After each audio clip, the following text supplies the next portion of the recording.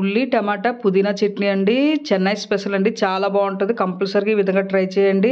ఏ పప్పులు వేయొద్దు, తాలింపు కూడా పెట్టొద్దు. చాలా సింపుల్‌గా తయారు చేసుకోవచ్చు. ముందు స్టవ్ మీద కళాయి పెట్టుకొని, ఆయిల్ వేసుకొని, ఓ 4 ఎండుమిరపకాయలు, చిన్న అల్లం ముక్క, అలాగే కొంచెం 2 వెల్లుల్లి ముక్కలు కూడా వేసి బాగా వేగిన తర్వాత, ఇప్పుడు ఉల్లిపాయలు కూడా ఒక గిన్నెతో ఉల్లిపాయలు వేసి 20% వేగిన తర్వాత, ఒక 4 పచ్చిమిరపకాయలు కూడా వేసుకోవాలి. ఇవి ఇప్పుడు ఉల్లిపాయలు 50% వేగిన తర్వాత, ఎన్నైతే ఉల్లిపాయలు తీసుకున్నామో దాన్ని ముప్పావంతు టమాటాలు వేసి కొంచెం మగ్గించుకొని, తర్వాత కొంచెం కొత్తిమీర, పుదీనా, కరివేపాకు కూడా వేసుకోవాలి. ఇవి కూడా బాగా వేగిన తర్వాత తగినంత ఉప్పు, అలాగే కొంచెం పచ్చికారం వేసి బాగా ఉల్లిపాయలన్నీ కూడా 90% వరకు వేయించుకోవాలనమాట. ఇవి బాగా వేగిన తర్వాత స్టవ్ ఆఫ్ చేసుకొని బాగా చల్లారిన తర్వాత మిక్సీ జార్‌లో వేసుకొని నీళ్ళు వేయకుండా మెత్తగా ఇలా పేస్టులు అయితే తయారు చేసుకోవాలనమాట.